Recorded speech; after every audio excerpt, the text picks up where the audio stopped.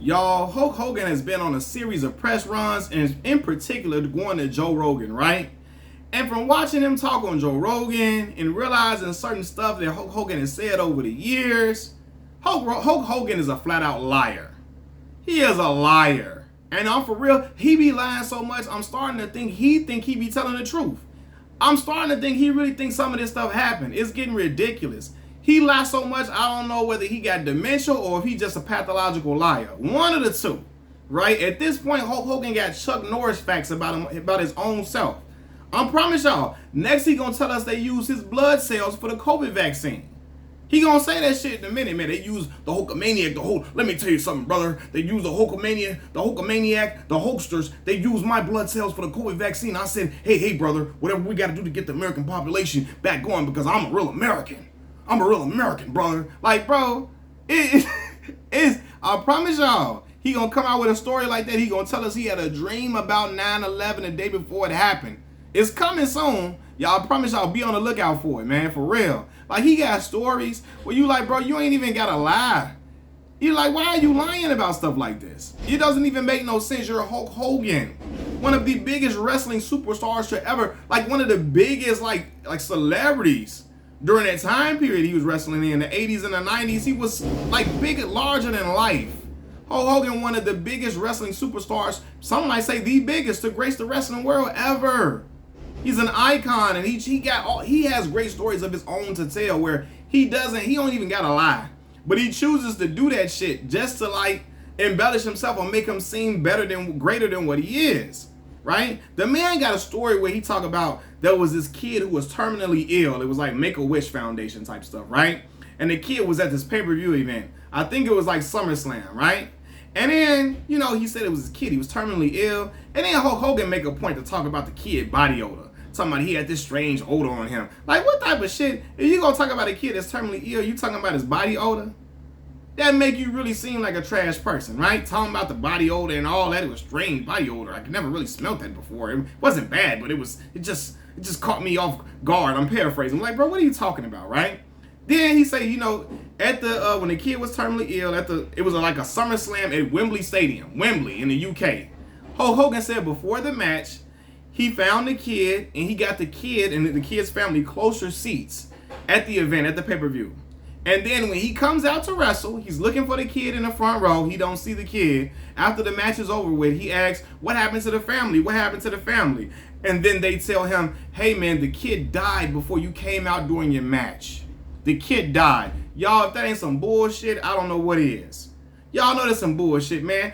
There ain't no kid that close to death they gonna let him come to a wrestling pay-per-view. They not gonna let no kid that close to death come out. Are you for real? The kid just died before the match happened. That sounds like some shit in a soap opera. It really does. And I'm not making fun of no kid in the Make-A-Wish Foundation. I'm making fun of Hulk Hogan just making stuff up, pulling stuff out of thin air, right? So after the kid allegedly dies during the pay-per-view, Hulk Hogan then he's inspired. He's evoked to, he wants to make a song, right? A song for the kid called Hulkster in Heaven. Y'all, the song terrible. Trash. I promise y'all, it's so garbage you start laughing. If you ever want to laugh, go on YouTube and put in Hulk Hogan, Hulkster in Heaven. That shit is terrible. It's an atrocity. Seriously. And he got real vocalists singing in the backs, people that sound like they should be singing at a black church somewhere, at New Episcopal, St. Ebenezer Baptist Church, New Third Heaven, somewhere around Chicago. They sound like that. They sound good. Hulk just sound terrible. He sounds horrible. Like, and it's just the lyrics he got. I used to tell my shirt, now you torn my heart. Like, bro, what is... Like, them people could have been used for something way better. Hulk sounds so horrible on there. Like, singing his heart out. Like, for real. And then what's bad about this, this whole story is a lie because Hulk Hogan never even wrestled at Wembley ever in his life. At no point in his life did he ever wrestle at Wembley. Right? Then he talking about Michael Jackson was there. He pulling Mike up in his story. Michael Jackson was there. Mike ain't been at the damn pay-per-view. He ain't been at that wrestling pay-per-view at Wembley. I hope I didn't say boxing earlier. But he ain't been at no wrestling pay-per-view. Then they talking about he stayed up all night writing songs for the kids, family, made 12 songs over 12 hours, y'all. Over a course of 12 hours, he made 12 songs. Well, if it sounds like that bullshit that you made on Hoaxer in Heaven, I'm sure it's not that hard, man. Maybe he right. Maybe he did make 12 songs in 12 hours if it sounds terrible like that. You know what I'm saying? But in my mind, I'm thinking, Hogan really did? He made 12? Hogan made 12 songs? Hogan made 12 songs for a kid and dedicated to this kid's family? Bro, Hulk Hogan ain't never been that dedicated to putting somebody else over in his life. In his natural born life, he ain't never been that dedicated to putting somebody else over. Like, did y'all know? If anybody that know, that's what make me know when Hogan, his persona is something else. Terry Bollea is no more. Hulk Hogan is who he is. And he is living in kayfabe all the way through and through. He living it out proudly. And does it in an obnoxious way. Like, for real. I'm surprised he just makes stuff up. Like, you know what I'm saying? This really, he made up a story about a sick child for promotion for this terrible ass song.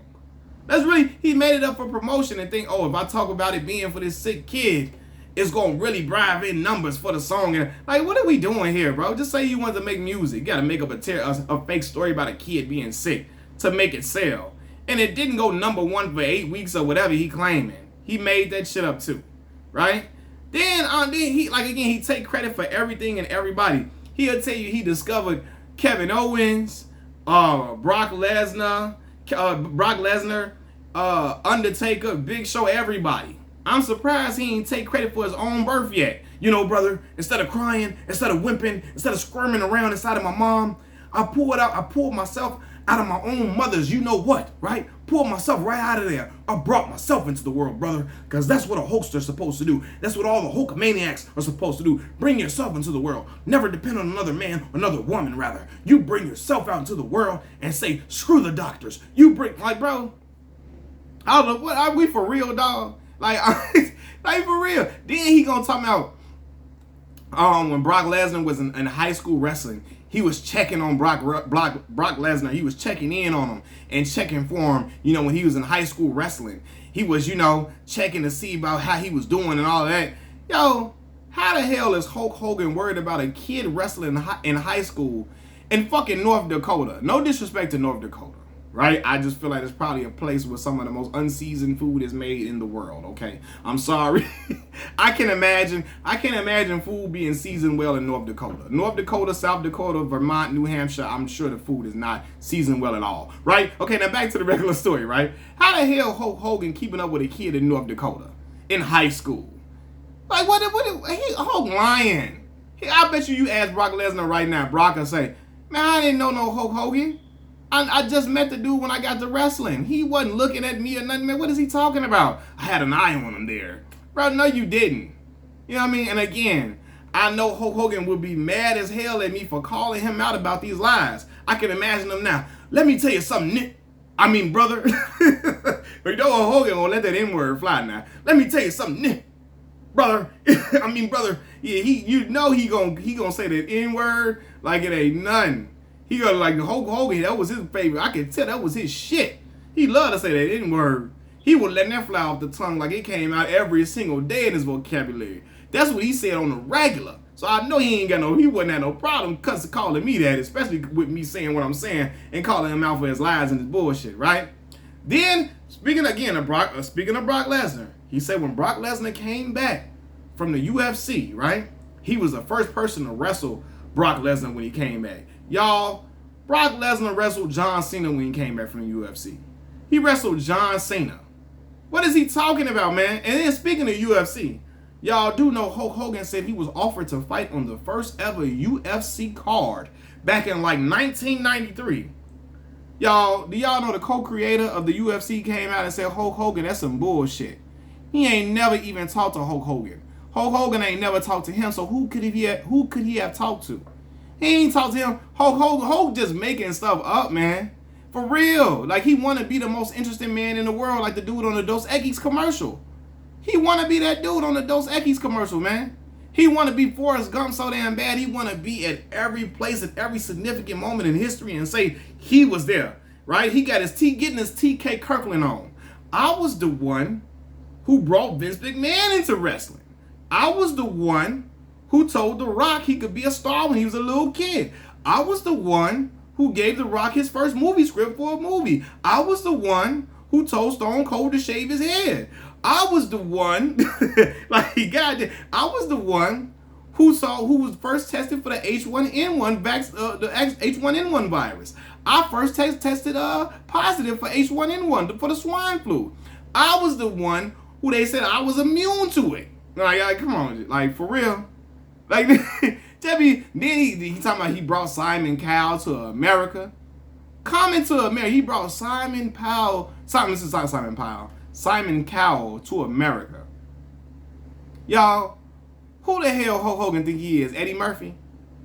Made him come to America? Like this shit, he got to knock it off. He got to knock it off. And again, what's crazy is Hulk Hogan he never got to tell these lies. He's lived such an interesting life. People gonna automatically just believe whatever he says because he's Hulk Hogan. Not believe. He's lived such an interesting life. People gonna just clamor at whatever he tells us about his life, right? He's met so many great people. He's visited so many fine places. He's done a lot within his life, within his wrestling career. He can just tell us that. But hell no, Hulk Hogan want to tell y'all some lies. He say he gonna make some shit up that make it sound good. So you can always think he done everything, okay? For real, he gonna make it sound like he did that. For real, I'm telling y'all. Next, Hulk Hogan gonna tell us his great-great-grandfather was an abolitionist who helped Nat Turner rebel against the slave masters. Can you believe it?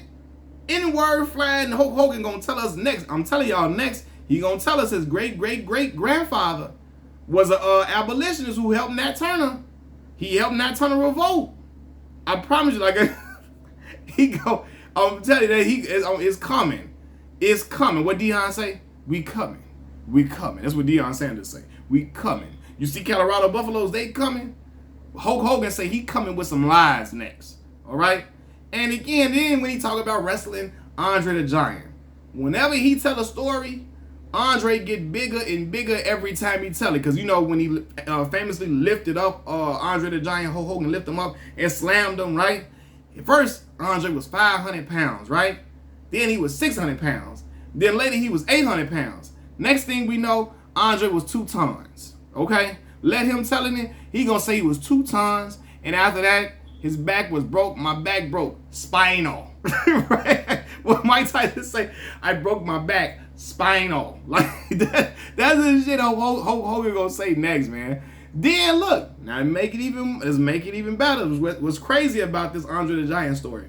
He say that after he slammed Andre the Giant in 1987, some days after that, Andre the Giant died after that. Some days after he slammed him, Andre died. Y'all, Andre the Giant and Hulk Hogan wrestled in 1987. I think that was WrestleMania 3. In 1987. Y'all, Andre the Giant died in 1993. How the hell Andre died couple of days later after Hulk Hogan slammed him at that WrestleMania? How? The WrestleMania happened in 1987 and Andre died in 1993. What the hell is he talking about? Right? Then he's talking about he once wrestled 400 days in a year. And you want to know what type of year, what alternate universe is Hulk Hogan living in? What type of goddamn multiverse is he in where shit like this is happening? Let us know. Because I don't know, I'm scared about a 400-day year. I don't know that shit unless you go, again, you can get a couple more paychecks in there, right? But other than that, this shit sound pretty spooky. Some stuff out of the Twilight Zone. But Hulk Hogan say, you know, that the time and days in Japan compared to America, you know, all the mix up with the time and the day change and all that, it made it to be about 400 days of wrestling with wrestling in America and Japan combined. Y'all, that shit don't even sound right. I'm not even a science and math dude. That shit don't even sound right at all. At all. For real. And he be lying so much, it's just entertainment at this point. Then he said he was very close to playing bass guitar for Metallica, right? And Lars of Metallica said he never even met Hulk Hogan in his life. This Hulk just be lying just to say shit now. I was like, yo, this dude here. I promise y'all, I want to just see what else he gonna say. He gonna say some stuff next. He gonna say he was about to be president at one point. He gonna tell us he invented the damn, I don't know. He gonna tell us he invented the COVID test. In a minute, he came up with that. Him and Brooke and Nick, they was all in the lab. You know what I'm saying? They was there with Dog the Bounty Hunter because there was an N-word contest flying around in there. Him, Dog the Bounty Hunter, and all of them, they was in there saying that N-word loud and proudly. You feel me? They was getting down, saying it, letting it fly left and right. And they said, oh shit, need to get the COVID test to help these N-words get better. Right?